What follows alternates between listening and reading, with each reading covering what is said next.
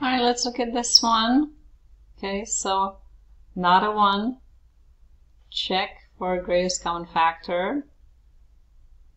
Right, they don't divide by the same number. There's no variables in common, so no greatest common factor. Alright, so trial and error now says split these up. Okay, so 18, we have 18x times x, or 9x times 2x, or 6x times 3x. So we have several choices there. Alright? Now the 15y could be 15y times y, or it could be 5y times 3y. Several choices there too. Okay, so ignore the middle to start with. That we need to play around until it works out. Okay?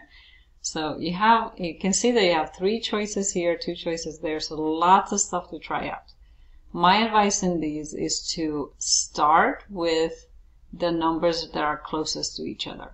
So like the 6 and 3, 18x and x are different. They're quite different numbers, but the 6 and 3 are the closest. Okay? So let's put 6x and 3x to get my 18x squared. And then maybe the 5y and the 3y. Okay, so let's try 5y and 3y. Right? Let's see. So these need to be positive, but the middle needs to be negative. So both of these need to be negative for that to work out. Then we're going to multiply these, negative 15xy. And you're going to multiply these, negative 18xy. And it needs to add up to negative 37xy, which it doesn't. Okay, this gives you negative 33xy. So, nope, this is not good. Alright, so let's try something else. Let's do 6x and 3x. Keep the same groupings, but switch these around. Okay, so we're going to have negative 3y minus 5y. Let's see if that works. Okay, so this gives me negative 9xy. This gives me negative 30xy, which is negative 39xy. That does not work out either. Alright, so what do you do now?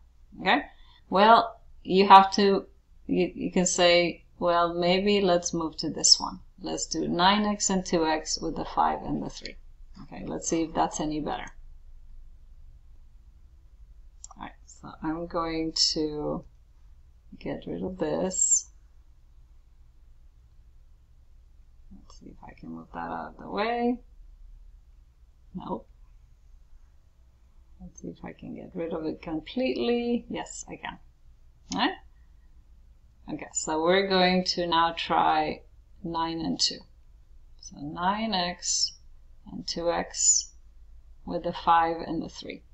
Okay, so let's do minus 5y minus 3y. Okay, we're going to check this.